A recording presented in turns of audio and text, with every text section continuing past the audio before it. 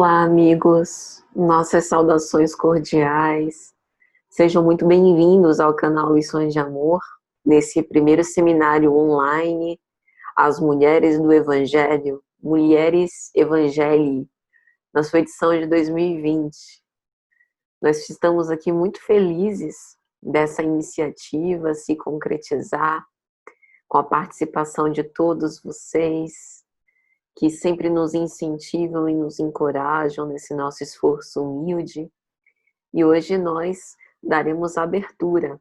É o primeiro dia do nosso seminário, 21 de dezembro, e que nós escolhemos para falar de uma das figuras, um dos vultos mais importantes do cristianismo dos primeiros tempos.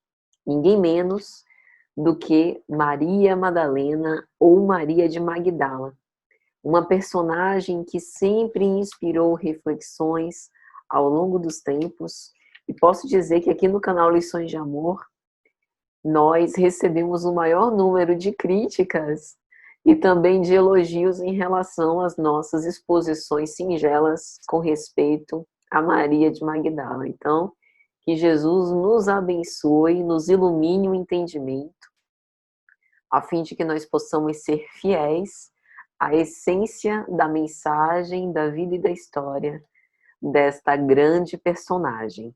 E o título é Levaram-me o Senhor e não sei onde puseram, que fala sobre uma fase bem marcante da história dela.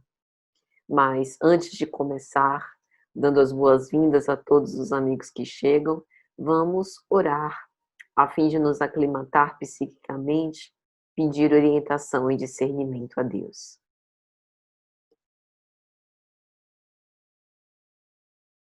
Senhor Jesus, nós te rogamos com humildade e amor, que o nosso entendimento possa ser aclarado pelas vossas brandas intuições, que nós possamos nos ater àquilo que é essencial, sejamos fiéis à história, em certos pontos imponderável, desta mulher que saiu dos escombros humanos para a luz, que converteu as próprias forças internas para renascer pelo Espírito e que nunca mais foi a mesma depois de tê-lo conhecido.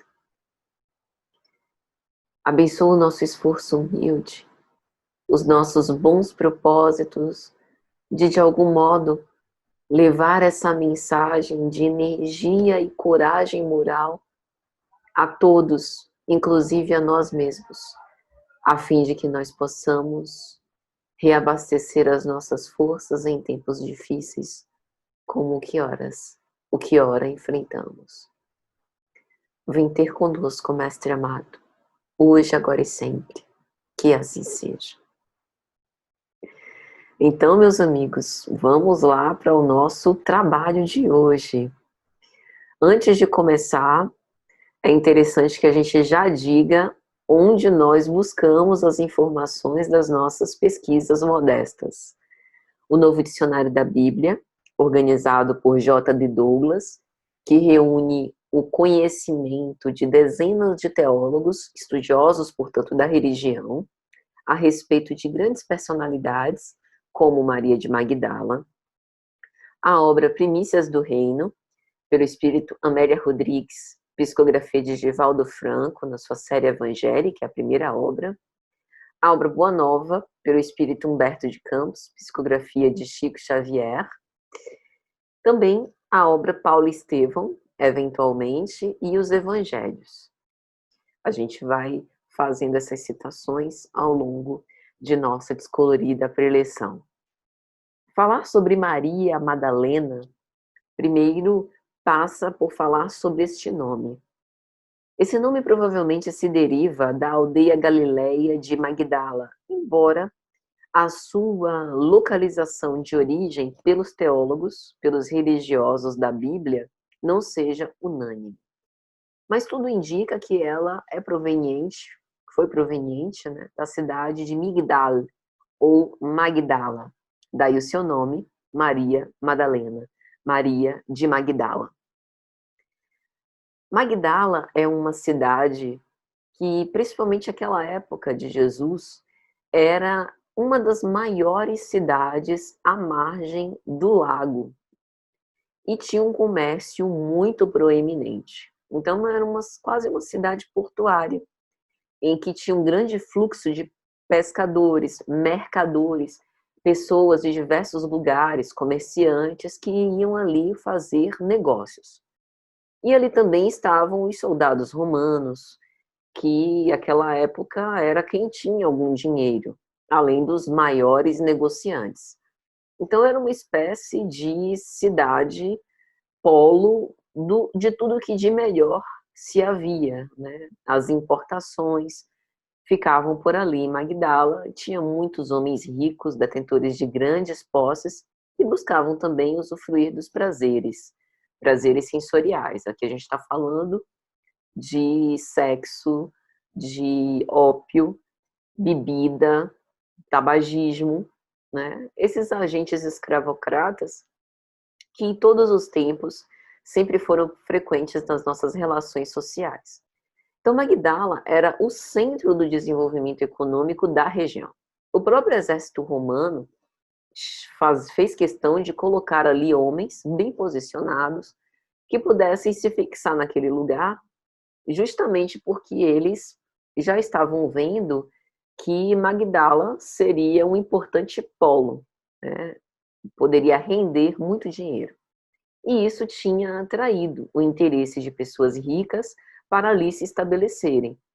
Então, acabou sendo uma cidade que tinha uma grande influência política e econômica numa região muito pobre, né, daquele local.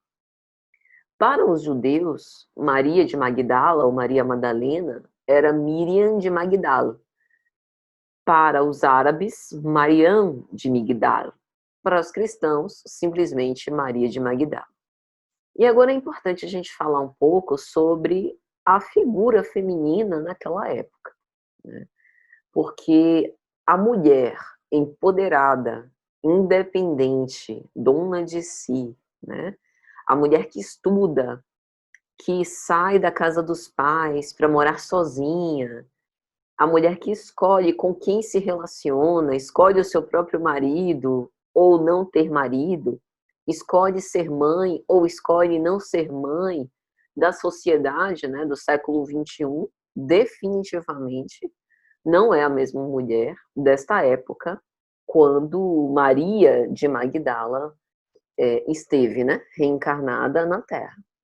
Naquela época, a sociedade judaica, e ela tinha origem judia, ao que dizem os teólogos, naquela época a sociedade era mais patriarcal do que nunca. Aliás, a sociedade hebraica era inclusive mais patriarcal em comparação com as outras sociedades do mesmo período, né, do mesmo espaço temporal. Se a gente comparar, por exemplo, a sociedade hebraica com a sociedade egípcia, as mulheres egípcias tinham até maior protagonismo, sem comparação. Então, a sociedade hebraica era bastante patriarcal, o que colocava a mulher realmente numa condição de subalternidade e de profunda submissão. Então, assim, quando o Cristo vem, né, com a proposta do seu evangelho redentor, o que a gente observa? As características não é que elas sejam exclusivamente femininas, mas na experiência feminil, inevitavelmente o espírito imortal é convidado a algumas experiências bem particulares. Abnegação, renúncia, se a gente pensar, por exemplo, na experiência da maternidade, nessa época, na experiência do casamento muito jovem, né, aquele casamento arranjado, casamento quando a mulher ainda era uma adolescente, né, em que o noivo, o marido, era escolhido pelos pais. Então, é um convite para abnegação, obediência, resignação, né, afabilidade, doçura, porque como a mulher nessa época não trabalhava fora, ela era cuidadora do lar, então isso fazia com que ela tivesse sempre esta condição de olhar para a estrutura doméstica, né. Não é que a gente esteja querendo romantizar, mas isso é diferente da mulher independente, que trabalha fora, que tem horário para cumprir, né, que tem os seus negócios, que é uma mulher executiva, que é uma mulher, né, que tem decisões a tomar, que tem postura, que tem as suas convicções e que expressa as suas convicções sem temer. Esse não era muito bem o estereótipo da mulher daquela sociedade, à época do Cristo, uma sociedade muito patriarcal que sufocava a mulher. A gente vê, por exemplo, na obra Paulo e Estevão, as mulheres eram proibidas de presenciar os grandes eventos no templo de Jerusalém. Saulo faz um arranjo para fazer com que Abigail presencie, por exemplo, o apedrejamento de Estevão, deixando afastado do átrio onde haviam as oferendas e os sacrifícios, né, para que ela pudesse ali presenciar. Mas era proibida, né? As mulheres elas não expressavam suas opiniões publicamente. Mas de certo modo essa conjuntura ela também é convidativa, né? É convidativa para que a gente olhe para esses aspectos da mansuetude, da pacificação, que são convites para todos os espíritos imortais e na experiência feminil são convites, digamos assim, mais estuantes. Uma outra característica interessante é que desde a Torá a gente tem que a mulher ela tem um papel de esteio do lar, o esteio espiritual mesmo, né? Por exemplo, na mesma obra Paulo e Estevão, a gente vê Gesiel e Abigail sempre se referindo à sua mãe, de quem eles ouviram os primeiros ensinamentos da Torá, que lhe ensinou a rezar, a amar a Deus acima de todas as coisas. Então, esse era meio que um papel cultural, culturalmente atribuído à mulher. E pensando espiritualmente, isso é uma grande chance do espírito imortal evoluir moralmente. É uma grande experiência. Mas assim, que era uma sociedade justa, igualitária, e que aquela época direitos de homens e mulheres eram iguais, se hoje a gente ainda não vê isso com tanta transparência, imagina naquela época. Então a gente também precisa deixar isso muito bem claro. Tanto é que parece que a mulher não tinha nem direito de ter um nome completo. Maria de Magdala, qual é o sobrenome de Maria de Magdala? Cidade de origem, a região de onde ela proveio. Quem é essa mulher? Qual é a identidade, né? Se ela fosse tirar uma carteira de habilitação, qual era o nome que ia ficar lá, né? Qual o CPF dela? Quem é essa pessoa, esse sujeito? Então a mulher não tinha nem direito ao nome completo. Sempre precisava, parece que sempre precisava de uma referência de quem ela era filha, de quem ela era esposa. Se fosse órfã e sem marido, coitada, só restava a região de onde vinha, se fosse uma região conhecida. Então, assim, realmente a situação da mulher nessa época, é uma situação de aviltada. Quando o Cristo vem para propagandear o seu evangelho de amor e, inevitavelmente, atrair as presenças femininas e olhar para a mulher também de uma forma não sexualizada, porque também tinha isso. Mulher olhada como objeto, ainda hoje a gente vê, né? Então, quando Cristo olha para aquelas mulheres como espíritos imortais, como irmãs, né? Como filhas de Deus, ele eleva, ele eleva a mulher a um destaque, a um protagonismo jamais visto. E a gente vê a correspondência, as mulheres fiéis, seguindo Cristo, cumprindo os ensinamentos. Às vezes, quando a gente fala sobre a propagação do evangelho, a gente pensa apenas nesses grandes vultos que, de alguma forma, estão escritos ou nos evangelhos, ou em Atos dos Apóstolos, né? Ou mencionados nas cartas paulinas, Mas a gente esquece dos anônimos, que também fizeram parte, tiveram uma participação indispensável no cristianismo dos primeiros tempos. Eu estou me referindo às lavadeiras que abriram as portas da sua casa para as primeiras reuniões das igrejas cristãs primitivas. Igreja cristã primitiva, né, depois da ressurreição do Cristo, que foi aí encetado pelo apóstolo Paulo, não era igreja de pedra como a gente tem hoje, as casas espíritas, graças a Deus, bem equipadas, né, bem montadas. Eram células familiares. Era a casa de quem? Era a casa de uma lavadeira, era a casa de uma viúva, né? Era uma casa de família, era a casa de uma solteira, eram as catacumbas, eram os locais escondidos, os cemitérios. Era ali as igrejas cristãs primitivas. Então, onde estão estes anônimos, em especial estas anônimas? Elas também, foi sobre o ombro delas também que foi construído esse cristianismo primitivo. Então é importante também a gente pensar sobre isso, né? Mas falando de Maria de Magdala, nós precisamos ter um compromisso de discernir o que é lenda e o que é realidade, ou pelo menos o que tem chance, maior chance de ser realidade.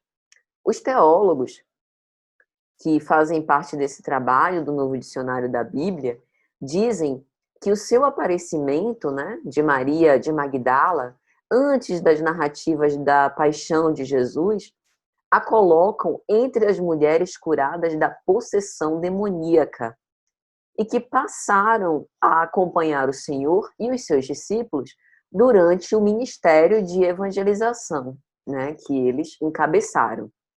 Então, os teólogos dizem que essa Maria, chamada Madalena, era aquela mulher da qual saíram os 7 demônios.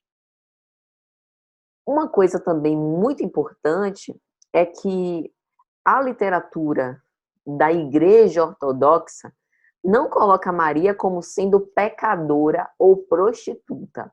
Isso dá tanto pano para manga, mas é muito simples o entendimento. A gente vai tentar explicar aqui. É porque quando a gente fala de prostituta na sociedade de hoje, e também quando a gente lê, por exemplo, o Espírito Amélia Rodrigues escrevendo na sua série evangélica Vendedora de Ilusões, né? Bom, o que é considerado hoje prostituição é diferente daquela época. Por exemplo, a mulher era considerada adúltera e o homem que se casasse com uma mulher dispensada pelo seu marido era considerado adúltero, né? Era qualificado como aquele que adulterou com aquela mulher. Para a gente ter ideia do preconceito e de como eram essas leis, digamos assim, sociais naquela época. Quando a gente fala de pecadora, quem não é pecador? Porque espíritos, nós que estamos num estado de imperfeição, o que mais a gente faz é delinquir contra a lei. Isso é considerado pecado? Então, quando a gente ouve esse tipo de coisa, impura, pecadora, prostituta, isso não a denigre seu caráter. Isso não a deslustra, isso não a desqualifica, isso não a torna alguém sem valor. Prostitutos, pecadores, impuros, somos todos imperfeitos. Então a gente precisa desconstruir esses nomes. Porque a gente acha que prostituta é só quem está vendendo o corpo na esquina, que prostituta é só quem está no meretrício, né? E que passa a noite recebendo ganhos por conta de fazer sexo com outras pessoas. Então, a gente precisa desconstruir essa ideia, né? Então, assim, de acordo com essa ideia taxativa, né, essa ideia algo estigmatizadora, né, os religiosos, os teólogos da Igreja Ortodoxa são categóricos. Maria não é pecadora nem prostituta nesse sentido, né? Mas na juventude, vão dizer os teólogos, ela foi possuída pelas forças do mal. Daí vem essa história de ser possessa por 7 demônios e ser curada depois do contato com Jesus. Mas a gente ainda vai explorar mais esse assunto. Madalena era judia, teve uma infância, ao que tudo indica, feliz, família equilibrada, não se tem notícia da sua parentela, dos seus irmãos, das suas irmãs. Disse, né, nas tradições, que ela costumava regularmente visitar Jerusalém, ainda adolescente. E a partir daqui, a gente vai colocar algumas informações que nós obtivemos das palestras do médium Divaldo Franco. Então, essas informações, elas são colocadas, né, dentro do seguinte contexto. O médium Divaldo Franco é alguém que é um profundo estudioso do Evangelho e tem como mentora espiritual o espírito Joana de Ângeles. Joana de Ângeles esteve reencarnada à época do Cristo, como Joana de Cusa. Será a nossa última apresentação aqui que Larissa Chaves nos presenteou, né? Nos presenteará com essa abordagem. Então, à época, como Joana de Cusa, Joana de Ângeles Espírito conviveu de perto com Maria de Magdala. Como eventualmente Divaldo fala inspirado por Joana, então a gente precisa acreditar certa confiança naquilo que ele nos traz. Então, uma das coisas que a gente, por exemplo, tem nas palestras de Divaldo é que desde por volta aí dos seus 10 anos, Madalena já comentava sobre o Cristo, já ouvia dizer do Cristo, que o Messias tinha voltado, que Jesus já tinha nascido, né? Aquilo que se passava de boca a ouvido. Ela sempre foi uma adolescente à frente do seu tempo. Então, ela não tinha exatamente aquela postura recatada, né, da menina que foi criada, né, para prendas domésticas, né? Ela era desenvolta, gostava de conversar, abordar as pessoas na rua. E esse tipo de atitude era uma atitude reprochável para a sociedade da época. Aí começa. Quem é Maria de Magdala?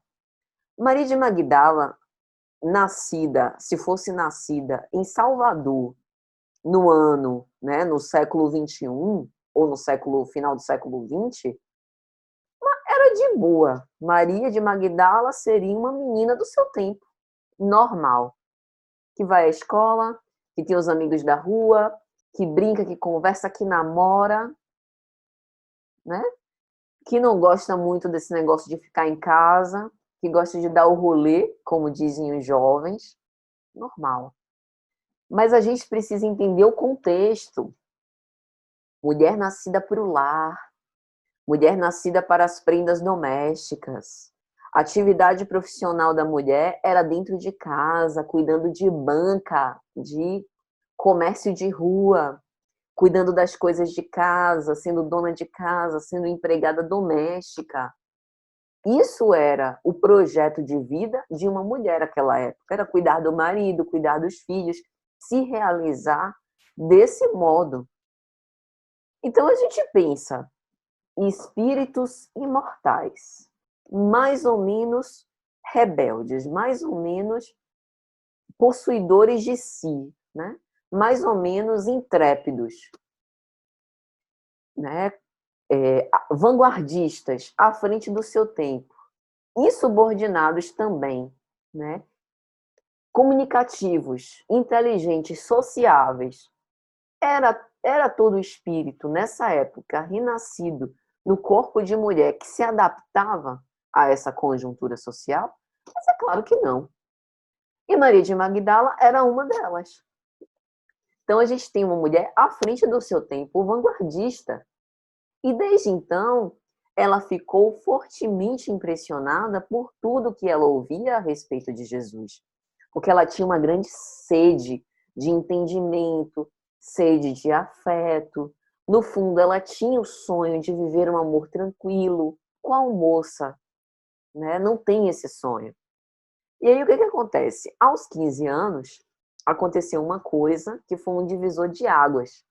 ela se apaixona pela primeira vez por um rapaz. Naquela época, deu 14, 15 anos, vamos casar logo. Porque nessa época começam os hormônios, embora naquela época nem tivesse esse entendimento. Por volta de 13, 14 anos começam os hormônios, né? Para essa menina não ficar aí perdida. Ainda hoje no interior a gente ainda ouve isso, né? Essa menina ficar aí perdida, né? Pulando de galho em galho, como a gente fala. Vamos casar logo, deixar ela logo com o marido, né? Se endireitar, né? Tomar um rumo. Era essa a concepção. Mas ela não queria isso. Ela não queria isso, ela queria descobrir a vida, queria descobrir as relações, né? Parece que Maria de Magdala, entre aspas, nasceu no tempo errado. Mas a gente sabe que nada feito por Deus é errado, nem ao acaso. Havia um propósito, né? Então ela sonhava com um amor romântico, ela tinha esse ideal, só que ela foi iludida. Conheceu por volta dos seus 15 anos um romano, perdeu a virgindade com ele. Rapaz, nessa época, uma menina, né, uma adolescente, perder a virgindade sem ter se casado é um absurdo, é um drama, né, um acontecimento assim catastrófico. E vai dizer Divaldo em uma das suas palestras que ela acordou sozinha numa casa de prostituição. Foi deixada lá pelo romano. Cá entre nós, que romano, né? Quem será esse camarada? Eu não quero nem saber, né? Que a gente já tá chateada com ele. Então, veja, digamos assim, as vicissitudes, as provas, como são particulares para cada ser. E, no caso de Maria de Magdala, ao que nos parece, as suas provas eram bem relacionadas com a sua vida afetiva. Então, essa foi a primeira e grande decepção da vida dela. Uma mulher, uma menina, né, adolescente, que se deixa envolver, tendo a ideia, a ilusão de que vai viver um amor romântico com aquele romano, que na fantasia dela é o seu príncipe encantado, e que, na verdade, apenas usa, como Amélia Rodrigues diz, do licor da sua mocidade, né, para depois largá-la em qualquer lugar, digamos assim, né? Nenhum preconceito com respeito a uma casa de prostituição, mas a gente está vendo aí a falta de cuidado que ele teve com ela, né? Provavelmente ele não a encontrou ali, né? Então foi uma grande decepção. E depois disso, não se sabe o que aconteceu. Provavelmente, pelo fato dela parecer, né, ter esse vanguardismo, esse protagonismo na sua vida, a gente pensa como era a relação com os pais, principalmente se os pais fossem mais conservadores. E depois que eles souberam, porque isso, como é que ela saiu dessa casa e voltou para a casa dela? Isso chegou no ouvido dos pais. Como é que esses pais reagiram? Se a gente for, digamos assim, fazer uma conjectura, né? Pela norma, assim, pela norma que eu falo, pela generalidade, provavelmente esse pai a expulsou de casa. A expulsou de casa. Então, ao que parece, Maria de Magdala se emancipou muito jovem e ela passou a viver sozinha. Então, ela foi na contramão de tudo que a sua sociedade estabelece como certo, como normal, como correto na sua época. Ela simplesmente proclama sua independência e vai viver sozinha. E aí ela decide ir para uma região que tivesse um grande fluxo de pessoas, pessoas que vêm de outros lugares, pessoas que vêm bafejadas por outras culturas, que não aquela sociedade ali muito patriarcal, judaica, etc e tal, para tentar se afastar desses preconceitos sociais que o judaísmo, querendo ou não, com todo o nosso respeito, né, tinha em relação às mulheres, tem ainda hoje, né? e que ela não aceitava, porque ela queria para sua vida algo diferente.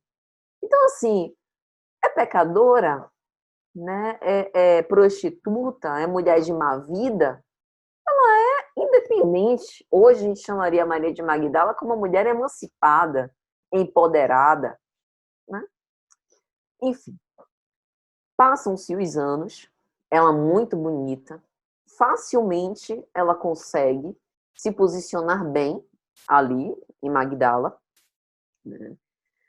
Presenteada com ouro, joias, tudo do bom e do melhor, as sedas mais puras, né? Monta sua casa, tem muitos servos, né? Com base nos relacionamentos que ela estabelece. Muito sociável, inteligente, sabia conversar. E quando adulta, passa a recepcionar vários homens em sua casa.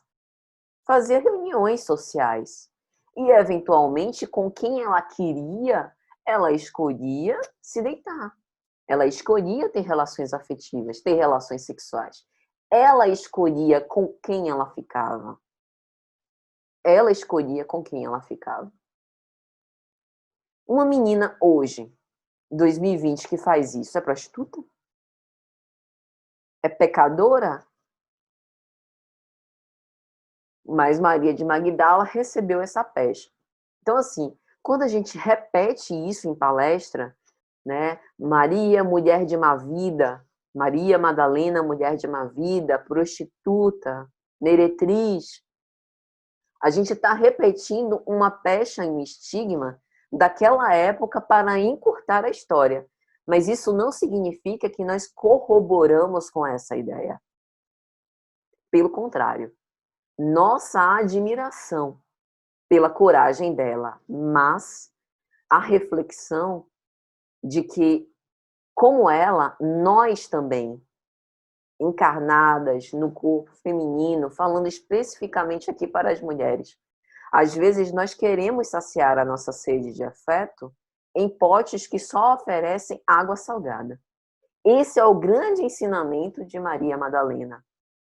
A pretexto dessa independência, desse protagonismo, a gente não tem nada contra a independência nem protagonismo. A mulher tem que ser empoderada e dona de si mesma. Mas a realização afetiva, ela é muito mais profunda do que simplesmente escolher os parceiros sexuais. Não significa que feliz é a mulher de um homem só, é a mulher que se casa com 15 anos e vive com um companheiro até o fim da vida. Cada um de nós, homens e mulheres, escolhemos a nossa felicidade de acordo com o que o nosso coração determina, com o que nós, enquanto espíritos imortais, já conseguimos depreender do que é felicidade pessoal. Mas uma coisa nós sabemos: o verdadeiro amor não é aquele que se apaixona pelo corpo, pelas vestes materiais. O verdadeiro amor, o amor bem sentido, é aquele que nasce na entrega, na renúncia, em prol de algo maior. E que vê nas relações uma ponte que, na verdade, nos une a Deus. Então, talvez fosse esse detalhe que faltasse ainda, né, na experiência de Maria de Magdala, e que o amadurecimento levou ela por caminhos de sofrimento a essa percepção, e como ela, nós também. Então, por isso a gente tem tanta identificação, pessoalmente falando, com Maria de Magdala. Porque o que ela passou, muitos de nós passamos. Então, o que acontecia? O Evangelho, em momento nenhum, coloca Maria Madalena como prostituta, pecadora ou meretriz. Só no século VI que houve essa, digamos assim, união do adjetivo prostituta com a figura de Maria Madalena. E o Novo Dicionário da Bíblia vai dizer que não é possível, pelo menos de acordo com evidências bíblicas, dizer qual era a enfermidade de Maria, por que ela era possessa, o que eram esses demônios. O fato é que há dois textos o capítulo 7 de Lucas e o capítulo 8 de Lucas, que falam sobre duas Marias. E lá no século VI, especificamente no ano 591 da era cristã, houve a junção. Se falavam da mesma pessoa, embora o evangelista não tenha deixado isso claro. Então agora a gente vai analisar esses textos, né? E vamos, com base neles, dar aqui uma explicação. No capítulo 7 de Lucas, versículos 36 a 50, o evangelista vai dizer que Jesus rogou que um dos fariseus circunstantes comesse com ele. E aí Jesus entrou na casa de um fariseu e sentou-se na mesa. E uma mulher, que no texto de Lucas não é identificada, pecadora, sabendo que Jesus estava à mesa na casa desse fariseu, levou um vaso de alabastro com unguento. E, estando por trás, aos pés de Jesus, começou a chorar, regar os seus pés com as suas lágrimas, enxugar os pés com os seus cabelos e oscular os pés, beijando-os e batizando, ungindo com um unguento. Até que o fariseu, o anfitrião, que tinha convidado Jesus, falava, como se estivesse pensando em voz alta. Eu acho que esse Jesus aí não é profeta coisa nenhuma. Porque se ele fosse profeta, ele saberia que essa mulher que está regando os pés dele com lágrimas, está secando com os cabelos e está passando um unguento, é uma pecadora e que o tocou. Então, esse dito puro teria percebido isso. Jesus, que até então estava calado, responde: Simão, o nome do fariseu, não é Simão Pedro, é outro Simão. Eu tenho uma coisa a te dizer. E aí Jesus profere uma parábola. Um certo credor tinha 2 devedores. Um devia de 500 dinheiros, o outro 50.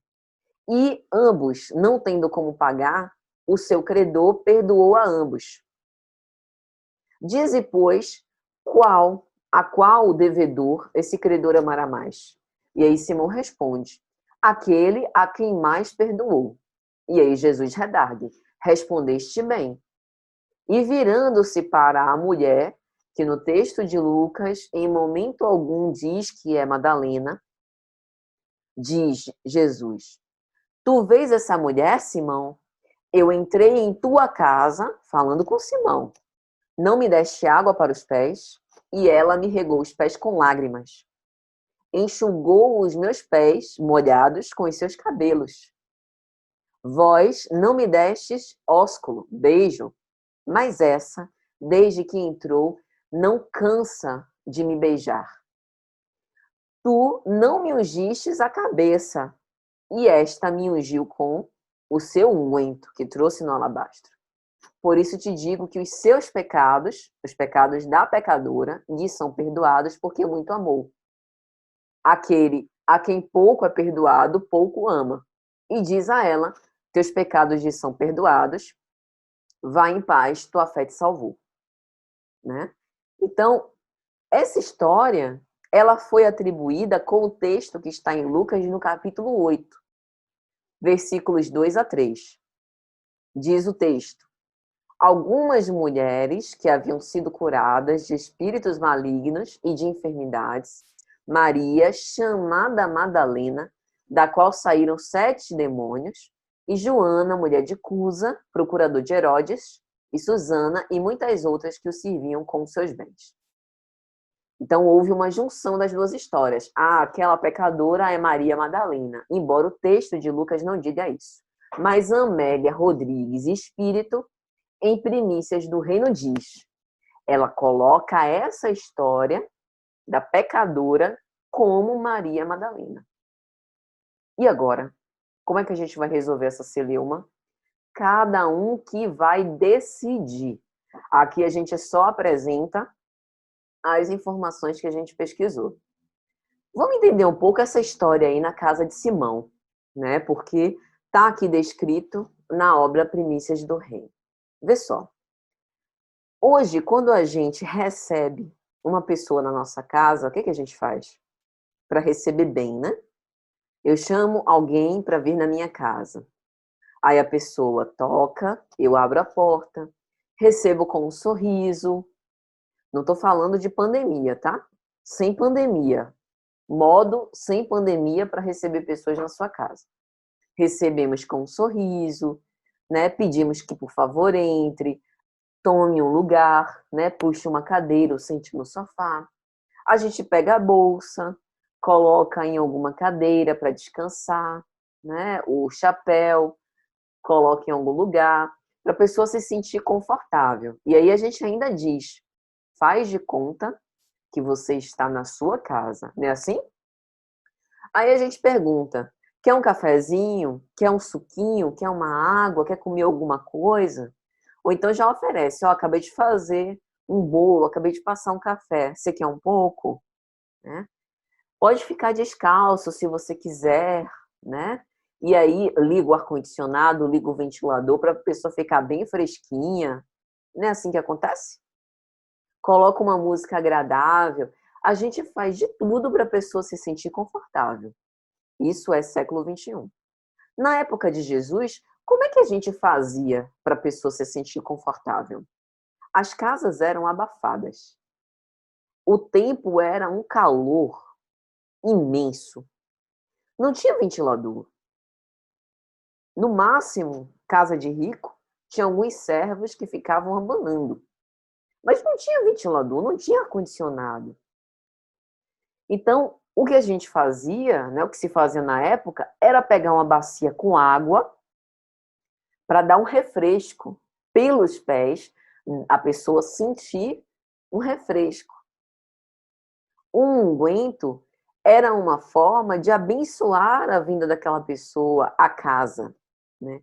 Vamos lembrar que nessa época não tinha talher de prata, né? Essas coisas assim muito rebuscadas. Em geral se comia no chão, no nível do chão. Todo mundo passando o prato e pegando o seu punhadinho e o prato ia passando ali de mão em mão. Então, quando o texto fala, por exemplo, que Maria chega por trás, é porque provavelmente, como Jesus estava comendo, ele estava ajoelhado, abaixado, e se curvou para comer.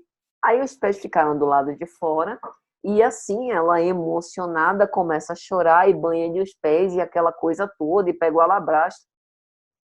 Então, o que essa mulher, vamos chamar de mulher, o que essa mulher estava fazendo? Ela estava dando ao Cristo o tratamento merecido que o dito anfitrião, para ser hospitaleiro, deveria ter feito. Ela estava fazendo o que o dono da casa não fez. Não para recebê-lo bem, mas para demonstrar o seu amor por ele e a profunda emoção que ela tinha de reencontrá-lo. Então, quando Jesus faz o comparativo do Senhor com os dois devedores, ele não está dizendo que aquela mulher não tinha débitos. Tem débitos, como todos nós temos. E olha que, segundo a parábola de Jesus, os débitos dela eram bem maiores. Mas ela amou muito. Ela tratou o Cristo como ele merecia, rei solar. E ele reconheceu isso nela. Ao invés do Simão ficar falando, profeta, nem percebe a impura que o toca, ele observa o comportamento julgador de Simão em relação a esta, entre aspas, pecadora. Então agora a gente vai ver um pouco do que Amélia nos traz na obra Primícias do Reino. No capítulo 17, A Rede Viva de Magdala, Amélia Rodrigues vai começar o texto falando da fase da crucificação, pós-crucificação. Quando Jesus foi sepultado, recordemos que José de Arimateia doou um sepulcro para depositar o corpo de Jesus. Maria Madalena, com muita saudade do Cristo, chega até o sepulcro, percebe a pedra afastada e a ausência do corpo. A primeira coisa que Maria Madalena pensa é: os judeus roubaram o corpo de Jesus. Mas ela fica em dúvida. Meu Deus, o que foi que será que aconteceu? Será que eles trasladaram o corpo do Cristo a este horário? Né? E aí ela começa a ouvir as vozes de alguns mancebos. Parecia um contato mediúnico. Porque, efetivamente, os mancebos não pareciam estar encarnados. Aqui a gente tem alguns detalhes da mediunidade de Maria. E aí, quando a gente vê o texto falando sobre os 7 demônios, que ela, por vezes, na solidão que experimentava na sua casa, faustosa, ela ouvia, né, os espíritos zombeteiros, trevosos, né, fustigarem-na por conta da sua condição de miserabilidade moral. Havia ali uma mediunidade de Madalena. Então ela ouve as vozes dos mancebos, vai dizer Amélia. Não tenhas medo, eu sei que buscai a Jesus que foi crucificado.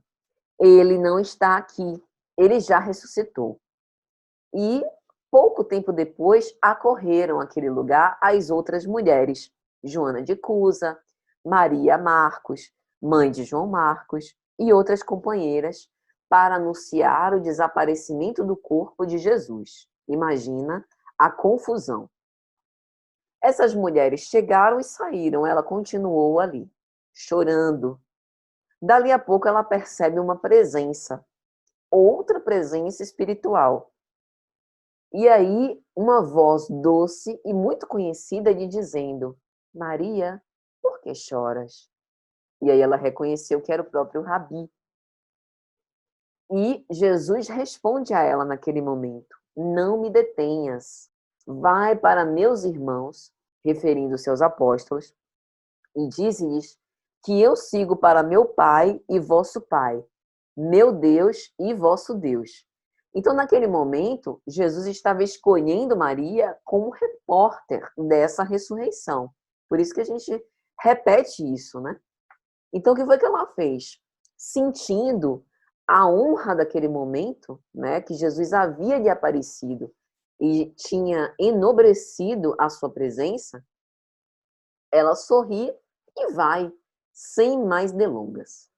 Quando ela chega para os seus apóstolos, alegre, extasiante, ela diz: eu vi o Rabi. E qual a reação dos apóstolos? Não acreditam. Apareceste a ti, sendo que poderia se apresentar aqui a Maria de Nazaré ou um dos seus apóstolos? Amélia Rodrigues não dedura quem foi que disse isso. Ela não dedura, né? E ela reafirma: eu o vi, e ele mandou que eu viesse aqui anunciar. Maria de Nazaré, vai dizer Amélia, acredita na palavra de Maria Madalena, dizendo assim: conta-me, filha, fala-me tudo. Meu filho voltou, e termina dizendo: eu o creio. Secreto pressentimento me diz que o meu filho vive. Eu o creio, porque eu sei que a nossa dor e saudade estão com ele, como a sua saudade se demora em nós. Empatia, solidariedade, né? E fé naquilo que Maria estava dizendo. De alguma forma tinha ressonância com Maria de Nazaré. Só que aquilo que se falou entre os apóstolos com respeito a Madalena a tocou de um modo muito sensível. Qualquer pessoa se sentiria ferida por conta disso, né? Não é apenas ter o seu discurso desqualificado, né? Desvalorizado, sem mérito, mas é a lembrança da sua vida pregressa. Então, olha o que a Amélia Rodrigues diz. Era mesmo natural que lhe duvidassem da palavra, que o discurso dela fosse desqualificado. Ela se sentia todo podridão. Não fora o chamado do Rabi e estaria, talvez, na enxerga da infinita descompostura ou total destruição. Quantas novas tentações ela procurava sublimar? Só ela o sabia. Facilmente se impreca contra o erro, mas bem poucos são aqueles que alongam as mãos convertidas em alavancas de seu erguimento para ampararem as vítimas da ignorância e da criminalidade. A sua conduta fora inclassificável. Ela fora abjeta, sim, reconheciam. Em Magdala, seu nome e sua vila faziam parte integrante do roteiro de degradação da cidade. E Amélia Rodrigues dá detalhes.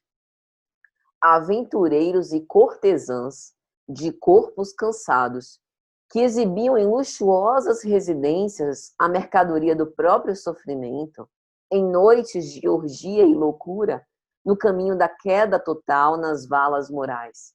Depois de dolorosas e rudes experiências, ela conseguira adquirir um palacete. Em sua casa recepcionava os homens mais requestados que transitavam. O licor da sua mocidade corria capitoso e sedutor, atraindo compradores ricos que se disputavam a vaidade de consegui-lo. Conseguir o quê? O licor da sua mocidade. Então aqui, eu não sei se vocês entendem, mas eu estou entendendo que em troca, né, dessas transações, inclusive comerciais, de benefícios materiais, ela de fato mantinha relações sexuais com quem ela queria, mas ela mantinha. Então, era uma relação pela sensualidade, né? Que não representava exatamente um amor profundo. Mas entenda, a gente está falando aqui da vinda íntima de Maria Madalena, não é para colocar juízo de valor, moralizar ou desmoralizar. É para mostrar que Maria Madalena é que nem a gente, é gente como a gente. Sofre desses dilemas que a gente também sofre, de relações tumultuadas, né? De entrar e sair em relacionamento tentando se encontrar, mas muitas vezes a gente busca saciar a nossa sede de afeto com base nas nossas fantasias e ilusões. Às vezes a gente é enganado, né? A gente é ludibriado, mas às vezes também a gente se deixa enganar, porque a situação está ali claríssima na nossa frente, mas a gente acha não, porque vai mudar, porque vai dar certo, né? Então, assim, a história de Maria Madalena é uma história tão atual porque tudo isso se passou à época de Jesus. Então, não é nenhuma coisa assim nova, né? Então, Amélia Rodrigues sintetiza tudo isso de uma forma maravilhosa. A sua condição de mulher rica não lhe mudava o caráter infame de pobre meretriz, mercadora dos perfumes da ilusão. Sofria indizível amargura. E quantas de nós, hoje, também, moralmente, não podemos ser enquadrados como pobres meretrizes, mercadejando os nossos sonhos pelos vendedores de ilusões que às vezes batem na nossa porta, nos prometendo mundos e fundos, e a gente acredita. É nesse sentido, entende? É nesse sentido, num sentido não pejorativo, no sentido de abrir os nossos olhos para aquilo que efetivamente vai nos causar felicidade. Porque, assim, liberdade a gente tem para fazer da nossa vida o que a gente quiser. Mas será que a gente vai ser feliz com essas escolhas? E aí a média vai dizer, ela tinha ânsia de paz.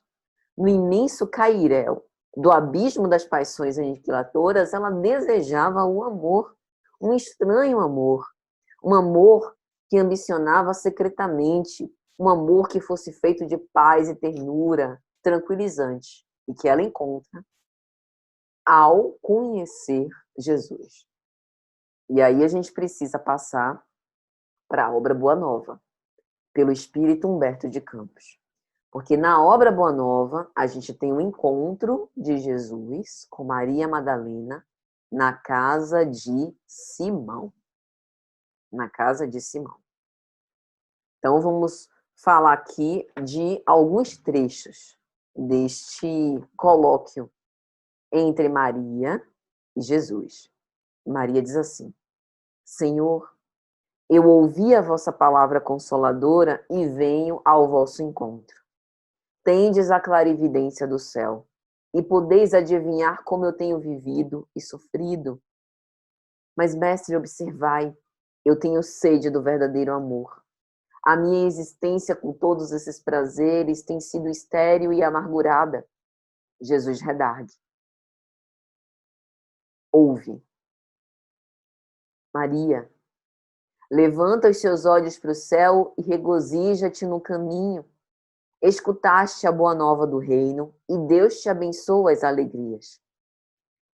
E aí ela diz: eu desejaria ser uma das vossas ovelhas, mas será que Deus me aceitaria? E Jesus diz: acaso poderias pensar que alguém no mundo estivesse condenado ao pecado eterno? As ruínas são criaturas humanas, porém as flores são esperanças em Deus. Sentes hoje esse novo sol a iluminar-te o destino. Caminha sob a luz, porque o amor cobre a multidão de pecados.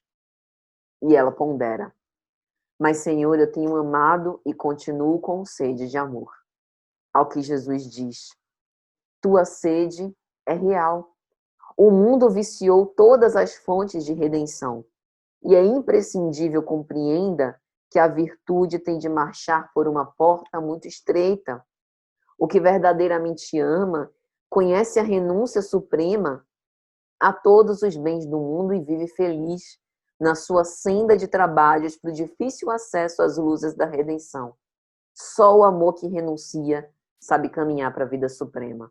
Veja que no diálogo com a mulher samaritana tem algo similar, a tônica é parecida. Iramar nos presenteará com essa palestra, em que Jesus fala dos muito maridos, mas nenhum deles é o seu marido de verdade. Minha gente, dilemas afetivos é em todas as épocas da humanidade. Em todas as épocas, minha gente. A gente precisa prestar atenção no que Jesus está dizendo. E aí, ela capta. Só o amor pelo sacrifício poderá saciar a sede do coração. E Jesus, em tom afirmativo: somente o sacrifício contém o divino mistério da vida. Viver bem é saber imolar-se.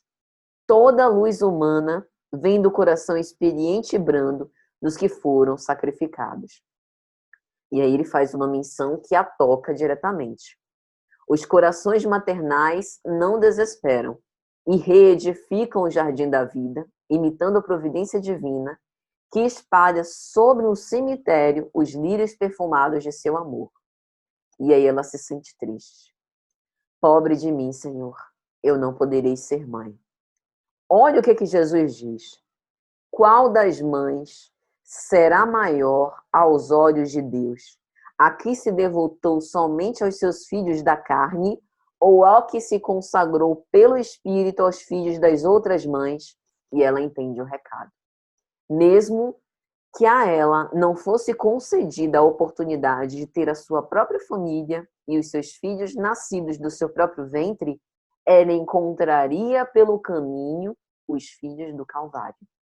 Os filhos de outras mães que não foram aceitos, que foram rechaçados e que ela cuidaria como se fossem seus. Aí ela responde a Jesus: Senhor, doravante, renunciarei a todos os prazeres transitórios do mundo para adquirir o amor celestial que me ensinastes. Acolherei a todas as irmãs como filhas e estarei com os aleijados e com os leprosos. E olha só, essas palavras de Maria não são assim retóricas para embelezar o discurso, não. Ela cumpre. Ela cumpre. Humberto de Campos vai narrar que ela retorna para Magdala, vende tudo que tem e vai ter uma vida de solidão e de restrição material. Padecendo a solidão da saudade, ainda procura mais tarde os apóstolos para saber se pode seguir com eles, né? E os apóstolos, temendo o seu passado, não aceitam. Ela sem recursos para viver, né? fica trabalhando pela própria manutenção em Magdala e Dalmanuta. Olha, onde ela teve o apogeu. Veja se Maria de Magdala não tem tanta coragem moral quanto o apóstolo Paulo, que também precisou revisitar as cenas douradas da sua juventude para poder refazer o seu caminho, né? Só que as questões aqui são de outra ordem, né? E aí, por vezes, ela chorava de saudade, a situação não foi fácil, até que um certo dia ela encontra um grupo de leprosos que foram a Dalmanuta, provenientes da Idumeia, e cuida deles como se fossem seus filhos. Eles são expulsos da cidade, ela vai viver com eles no Vale dos Leprosos, contrai lepra. No fim da vida, tenta voltar a Éfeso, onde estava Maria de Nazaré e João, não consegue chegar, desencarna. E quem é que a recebe? Maria, já passaste pela porta estreita, amaste muito, vem, eu te espero aqui. Jesus. Então, assim, depois de uma história como essa, a gente percebe que esse detalhe foi pecadora, foi meretriz, foi prostituta. Ela colecionou equívocos, escolhas que fizeram-na ela mesma malograr as experiências e padecer indizível amargura, como a gente também. Mas o que mais importa disso tudo é o desfecho. Maria de Magdala renasceu pelo Espírito. Aproveitou os ensinamentos de Jesus para se soerguer da sua própria situação.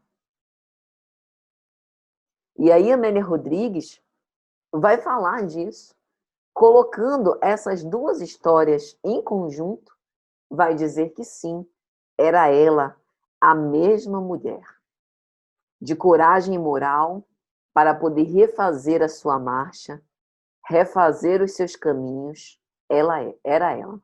E o interessante é porque Humberto de Campos e Amélia Rodrigues se afinam nessa história.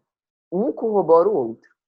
E, já para finalizar o nosso comentário, no fim do texto, Amélia Rodrigues vai dizer: Rede viva, desde quando o conhecera, ao morrer às portas da cidade de Éfeso, demandou a vida nos braços de Jesus, aquela cuja experiência e amor total ao Mestre são lições vivas, vencendo os séculos.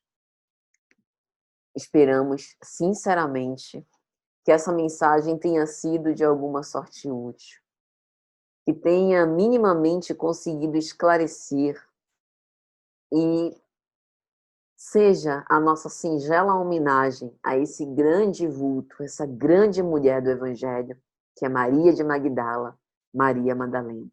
Que ela nos inspire a buscarmos a verdadeira fonte que descendenta, a fonte de água viva, que nos abastece, que nos hidrata, que nos ilumina e que nos confere a verdadeira e única paz, a paz que provém de Deus.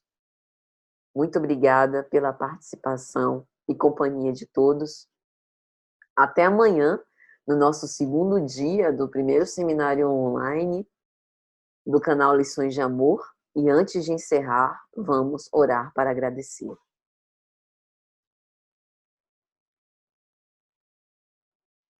Senhor Jesus, te agradecemos por essa oportunidade única.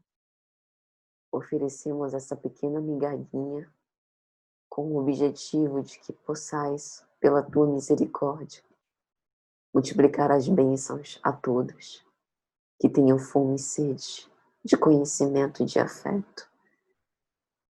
Que este exemplo inesquecível de Madalena nos inspire, especialmente em nossos desafios, a fim de que nós possamos recorrer ao Evangelho como um bem maior de renovação das nossas vidas. Que assim seja. Então, meus amigos, fiquem com Deus e até amanhã, se Deus quiser.